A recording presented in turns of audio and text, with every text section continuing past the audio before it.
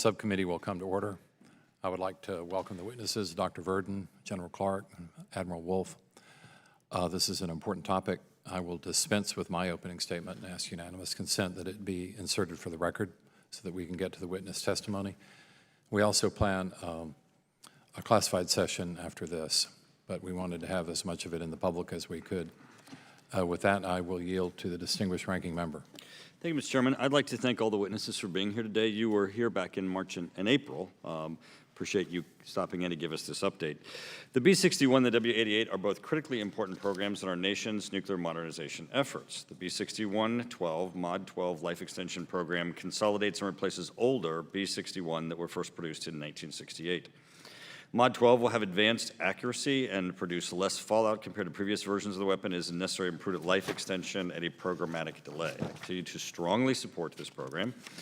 As former president of the NATO Parliamentary Assembly, I know the credible contributions that the B61 currently makes to nuclear deterrence in Europe, and I will continue to support it. As I read in your submitted statement, the W88 Alt-370 is needed to replace the arming, fusing, and firing subsystems of the warhead, as well as refreshing the conventional high explosives in the warhead. While experiencing similar programmatic delays again, I strongly support this program, recognize the unique contributions our submarines provide our nuclear as our nuclear deterrent. I look forward to hearing your testimony on the source of the problem and how to move forward in a responsible manner. And then I want to express my disappointment that we're even having this hearing. We have a longstanding tradition in our committee that we don't have hearings on, public hearings especially, on issues that are being considered in conference. These issues are currently being negotiated in conference right now that affect these programs. We usually have intake hearings as we're preparing for the NDAA, not as we're negotiating of the NDAA.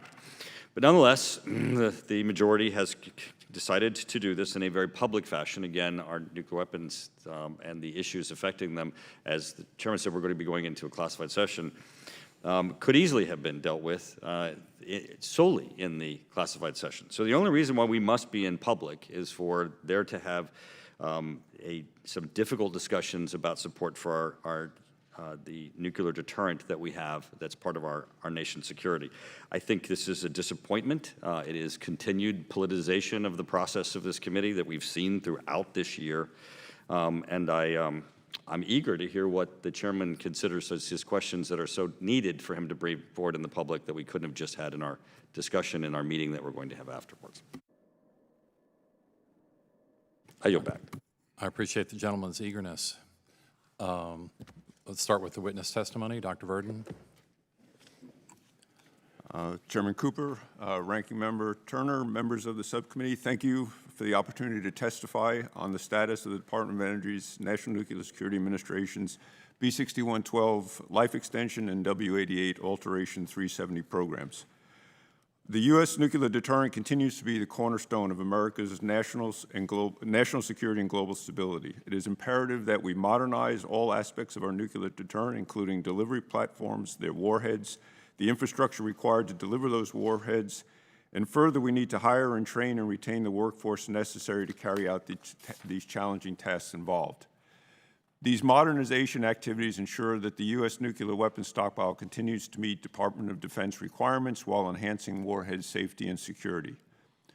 With the successful completion of the W76-1 Life Extension Program in December of 2018, NNSA is currently executing 5 warhead modernization activities.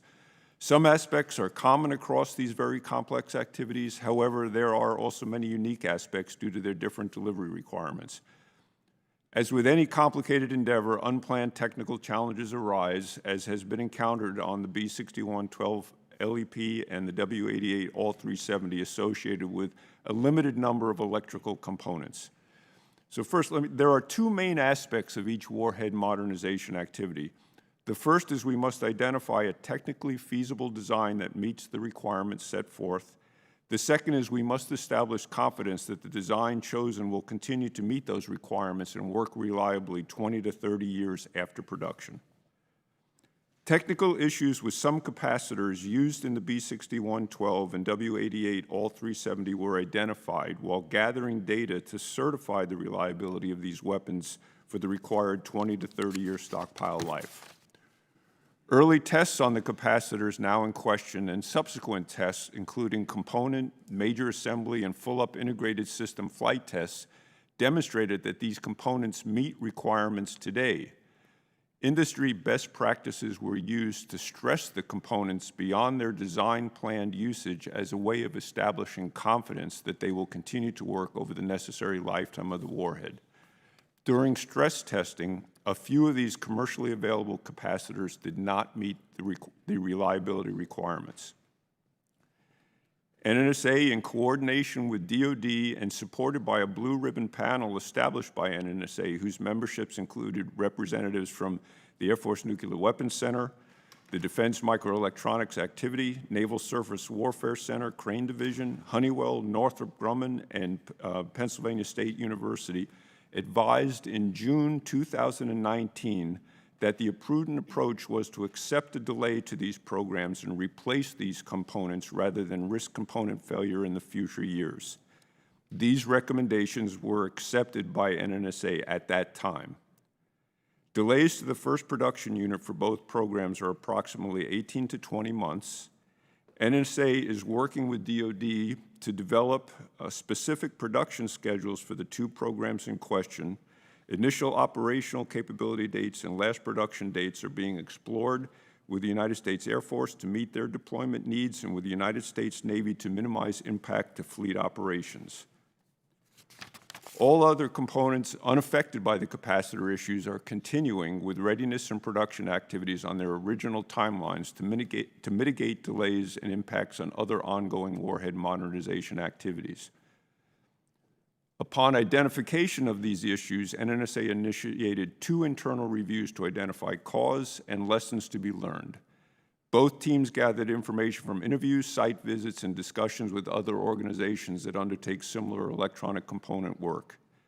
As a root cause, we identified that our methodology for the insertion of commercial off-the-shelf or COTS components into high-reliability, long-life nuclear warheads needs to be improved.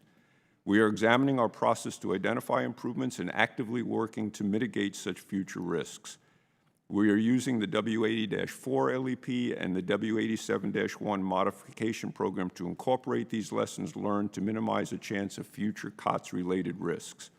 Progress is reviewed on a regular basis, and then be assured that my team and I are actively engaged in every aspect of the recovery process. Additionally, it is my responsibility to ensure that NNSA learns from what occurred in order to reduce the likelihood of reoccurrence during other ongoing warhead modernization activities. The efforts of our dedicated professionals across the nuclear security enterprise continue to drive progress towards our modernization milestones, and NNSA is an organization striving for continuous improvement. I look forward to continuing to work with Congress to sustain the nuclear deterrent for both near and long-term, a task that will require continued strong support of this committee for adequate and stable investments to support the scientific tools, capabilities, and infrastructure needed to maintain and modernize the stockpile. Again, I appreciate the opportunity to appear before the subcommittee, and I look forward to answering your questions. The gentleman, General Clark. Good afternoon, Chairman Cooper, Ranking Member Turner, distinguished members of the subcommittee. Thank you for the opportunity to discuss modernization efforts for the B61-12 gravity bomb. It's an honor to present the Air Force before you today. The return of great power competition means the United States faces a more diverse and advanced nuclear threat environment than ever before. The 2018 Nuclear Posture Review highlighted that Russia has adopted military strategies and capabilities that rely on nuclear escalation for their success, which is a troubling doctrinal trend. Despite U.S. efforts to reduce the role of nuclear weapons in international affairs and to negotiate reductions in the number of nuclear weapons, neither Russia nor China have reduced the role of nuclear weapons in their national security strategies or the number of nuclear weapons they field. Rather, they have moved decidedly in the opposite direction. Therefore, the United States must maintain a credible nuclear deterrent to ensure our ability to deter aggression, assure our allies and partners, hedge against uncertainties, and achieve U.S. objectives should deterrence fail. Modernization and recapitalization are paramount to maintaining a credible deterrent in the evolving strategic security environment. The 2018 Nuclear Posture Review calls for the Department of Defense and the Department of Energy to prioritize and fund their respective nuclear delivery systems and warhead programs for synchronized delivery. The B61-12 Life Extension Program and Tail Kit Assembly is one such effort and ensures the B61 meets U.S. Stratcom and NATO requirements well into the 21st century.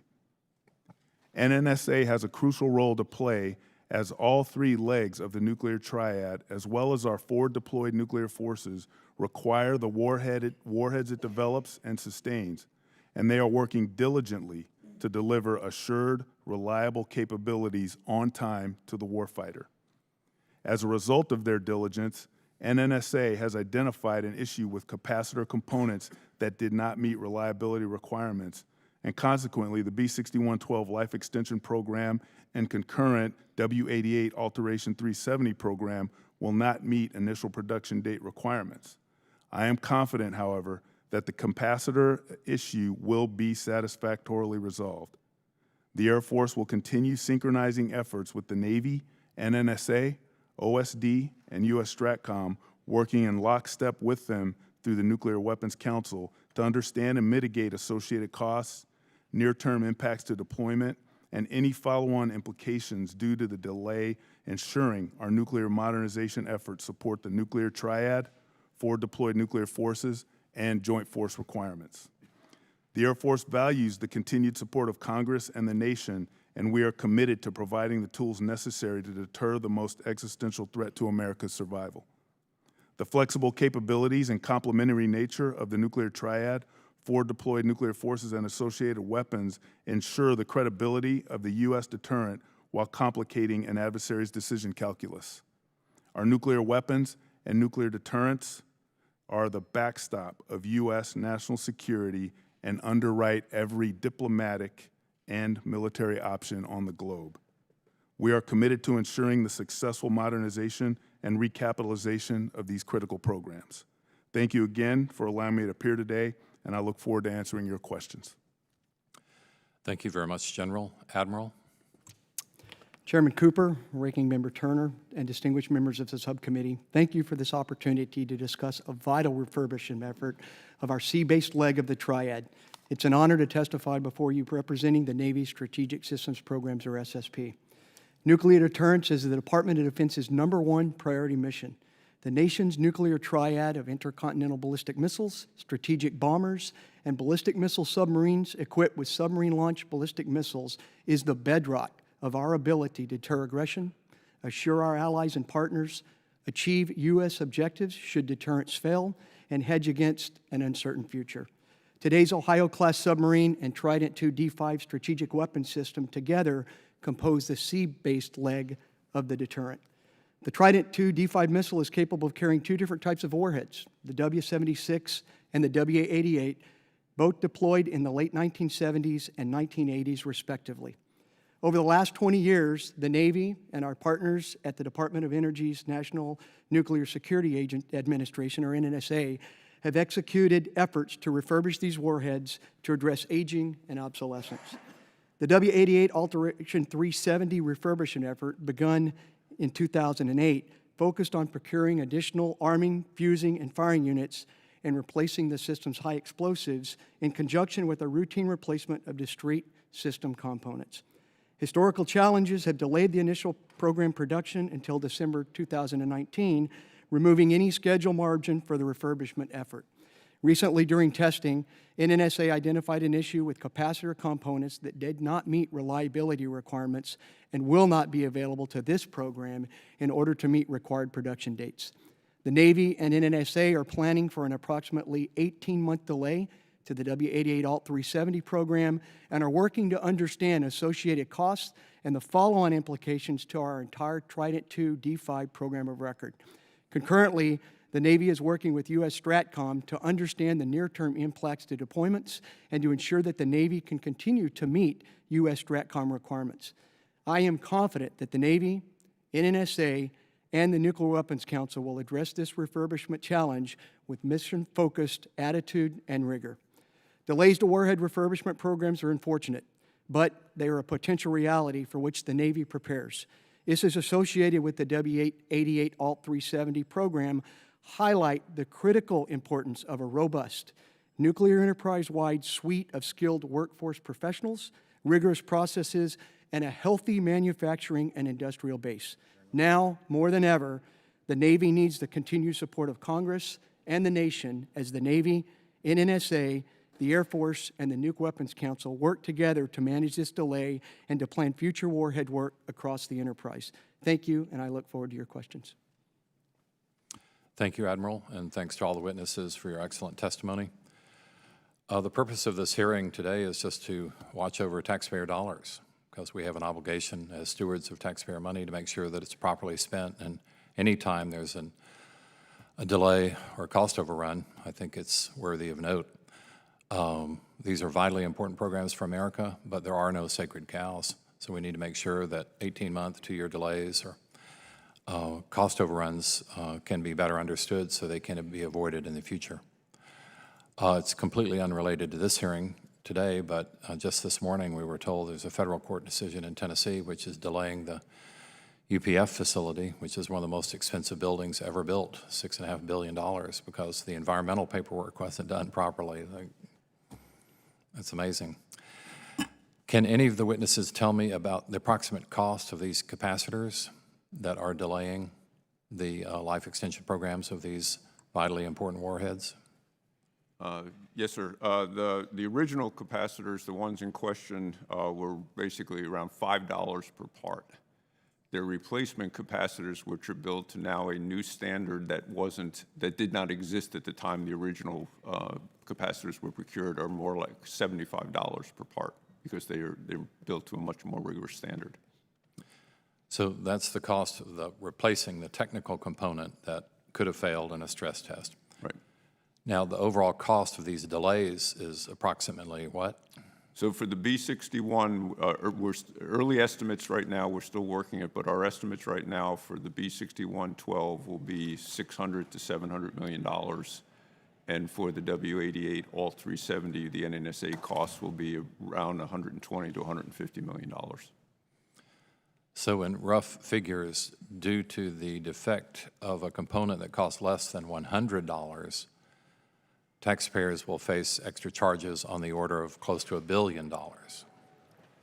So it's our plan to address that by basically balancing the workload within our modernization portfolio. As part of our lessons learned from this activity, we've already undertaken design simplifications on the 80-4 and the W87-1 that will allow us to, in the out years, to move money that was originally allocated for those activities to the B61-12 and the W88 Alt-370, and then using the contingency and management reserve that are currently in those programs. That's going to be our approach, is not to request any increase to the bottom line for the modernization effort, but to balance within the modernization portfolio. So in exchange for spending the extra $1 billion right now, we may be able to find another $1 billion somewhere, so there would be no net extra cost to the taxpayer. That is our objective and our goal, and we're working hard towards that. And we would know the answer to that question in what year? Hopefully very shortly in terms of our ability to meet that. I would say it's probably within a year that we would have a good idea whether we'll be able to do that. There's no increase needed in 20, so it's really the first time we would need increased funding would be in FY21. Well, I very much hope your prediction comes true. That would be wonderful. That's certainly our focus goal to achieve that. And you'd be willing to come back and within a year's time and Certainly, help us understand that. Yes, sir. We like accountability. That's a good thing. Yeah. I have no more questions right now. Ranking member? I yield my time to Joe Wilson. Thank you, Ranking Member Mike Turner. Dr. Verdon, I appreciate your service with the National Nuclear Security Administration, NNSA. Your statement that the United States nuclear capabilities continue to be the cornerstone of America's national security and global stability and serve as the ultimate deterrent against a nuclear attack is important as we look at deterrence within the nuclear power competition context. The overall age of our nuclear deterrent capabilities is a weakness in the strategic triad. The U.S. nuclear weapons are surpassing their intended service lives, as has been discussed. The Nuclear Posture Review addressed the importance of modernizing our plutonium pits, including 80 pits at 2 sites per year by 2030. Do you agree that in order to modernize our nuclear capabilities, the NNSA should comply with the Nuclear Posture Review and increase capacity across 2 sites to modernize plutonium pits? What delays in plutonium pit production impact service life extension programs? So I do agree that the 2-site solution of 80 pits per year by 2030 is a prudent approach to managing the stockpile going forward. And delays in that, yes, in my mind, will add risks to the long-term viability of the stockpile. Additionally, the program delays for B61 and W88 have been costly and led to significant lessons learned. I have supported the requirement of 80 plutonium pits per year at 2 sites, which has a strict timeline that I have been assured can be attainable. How will the NNSA consider the reports from the cost estimating and programs evaluation for future service life extension programs and ensure these problems do not continue with future service life extension programs and plutonium pit production? So as I mentioned, we are a learning organization, and we have, so as soon as this occurred, we instituted a lessons team to go find the causes of this, and then we are applying those lessons now to the other systems to minimize the chance of this reoccurrence. And so we have revamped and changed how we approached the work on these systems already, on the newer systems, to learn from what occurred. And that's what a good learning organization does, is they make changes, they utilize what has worked, and they change what had issues, and that's what we're doing right now. That's very encouraging, and I look forward to continuing working with you, and particularly the 2-site solution of the Savannah River site in Los Alamos. I think is just so important to have 2 sites to reach the goals that should be attained. And General Clark, the B61 is consolidating 4 of 5 variants of the B61. How do our NATO partners view the necessity of this life extension and consolidation? What are the impacts to the operational Air Force units of not successfully executing this life extension? Sir, thank you for the question. Our NATO partners view the B61-12 very favorably, especially as we take the aspects of safe, secure, and reliable components and consolidate that in the B61-12 and enhance those features. So that gives us a better weapon set. It allows us the operational requirements also that our combatant commanders as well as our NATO partners require from that weapon. As was discussed earlier, it is a more capable system, but really it boils down to the safety, security, and reliability. And by consolidating that into a single weapon, it's much more manageable, it's much improved, and it simplifies, I think, our maintenance and the sustainability of that program out into the future. And thank you for your very clear explanation of these very complicated issues. And now we throw it, of course, to Admiral Wolfe. What is the operational impact of the W88 delay to the fleet's ability to meet Stratcom at sea requirements? Thank you for the question, sir. So as we work with U.S. Stratcom, we are looking at mitigation strategies on, obviously, this delay is going to cause us to have to look at how we replan, both how we turn around the stockpile, and what I mean by turn around the stockpile is how we now replan to get these weapons back to Pantex when they're ready and NNSA is ready, and then get them back out to the fleet. I'd be happy in the closed session to go in a little bit more detail about what that means, and we'll have Stratcom as well, and we'll be able to walk you through the implications of that. But currently today, based on what we're doing with Stratcom, we will meet the requirements as we move forward. Thank you. And one final for Dr. Verdon. You stated that more than half of the National Nuclear Security Agency's facilities across the nuclear security enterprise date back to the Manhattan Project. Please speak to the impacts of the NNSA's aging infrastructure and how it serves as an obstacle to the life extension programs for the B61-12 and W88 alterations. So it's the risk of the risk occurs with any of the potential failure in those older buildings. While those sites that have the buildings on them do heroic efforts to keep them functioning, we do know and have tracked increased maintenance costs on them. And if we were to lose some of those facilities, it will immediately impact both the sustainment of the present stockpile as well as delivery of future of the modernization warheads that the DoD is requiring. Thank each of you for being here today. I'm happy to yield back to Chairman Cooper. I thank the gentleman from South Carolina. The gentlelady from Oklahoma is recognized. Thank you, Mr. Chairman, and thank you to all of you for your testimony today. Dr. Verdon, I'd like to follow up on a few questions helping us to understand this. That in your testimony discussing the critical cornerstone that is our nation's nuclear arsenal and our national security. So wanted to follow up, understanding that there will be delays due to technical failures, as is the nature of these challenges. Can you speak to what lessons that you've learned during these delayed programs that we can take into the future to address that issue? Certainly, glad to address that. Yes, one of the key lessons we learned, we always had a mixture when we were working on our warheads, even back during the Cold War, where 30% of our components, these components were made from components off the shelf, COTS technology.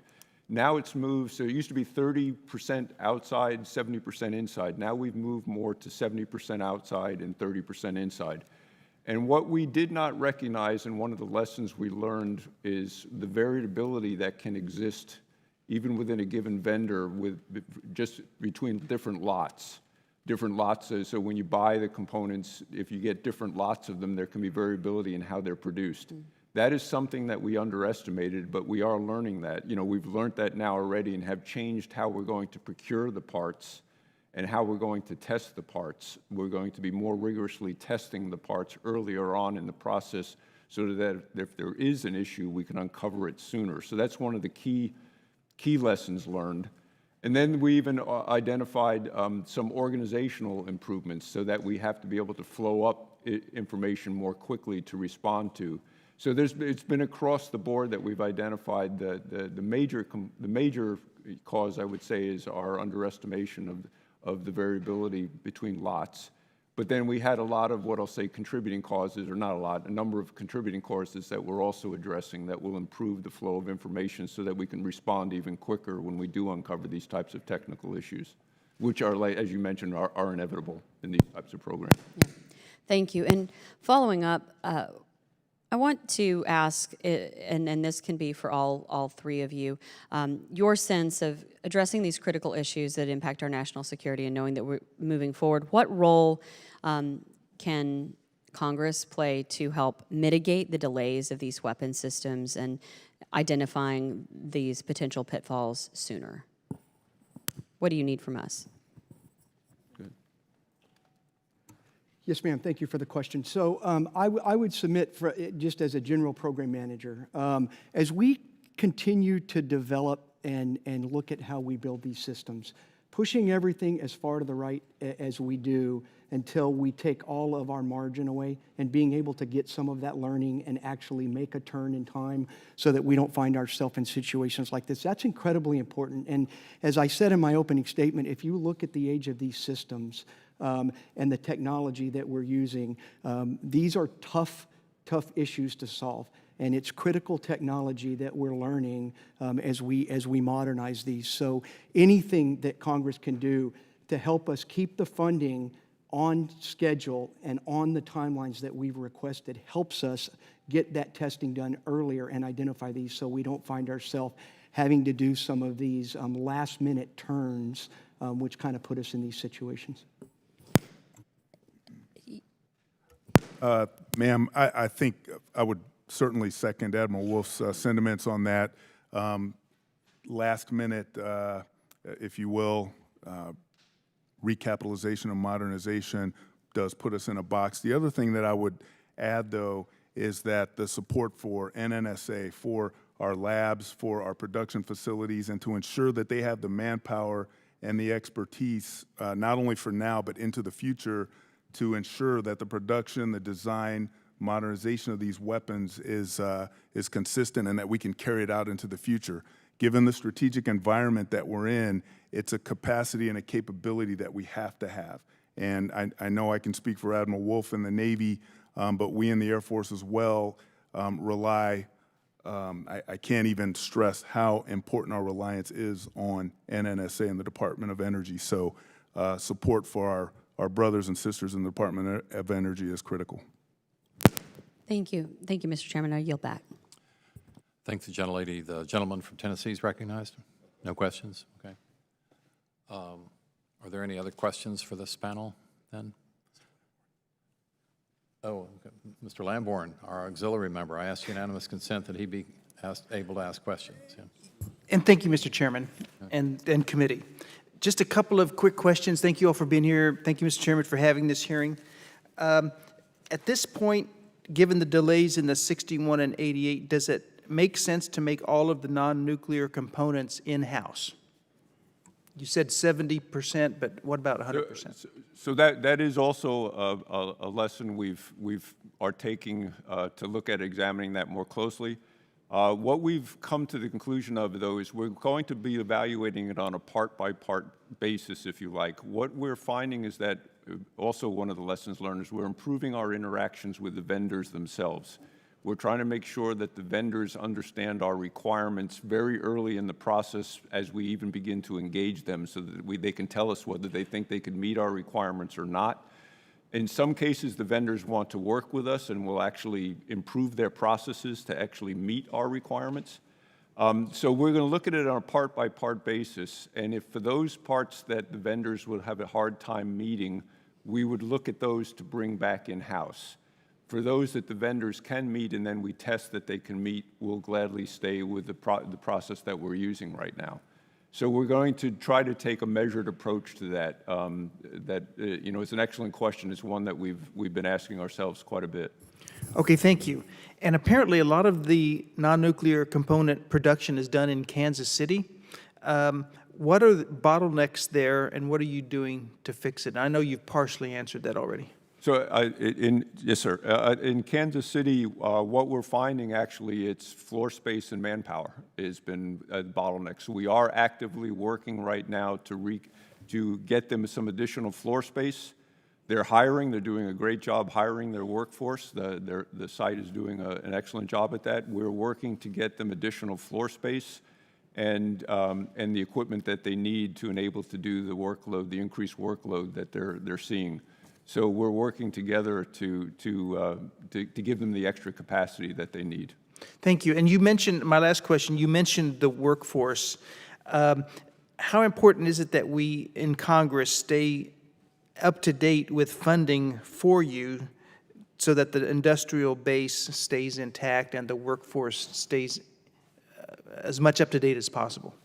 As was mentioned, I think the funding, the stability of the funding, the adequacy of the funding is critical, because that's what can actually send, you know, the complex comes to a halt if the funding is not, you know, not adequate, or it's not predictable. We have to sometimes slow down. That's what does cause us issues, so that if it's stable and predictable, then the sites can plan for the future, which they have to when it comes to workforce.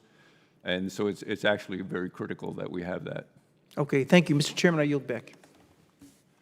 I thank the gentleman from Colorado. Any other questions from the subcommittee before we go into closed session? Looks like there are none, so why don't we recess and go into closed session in the SCIF. Thank you.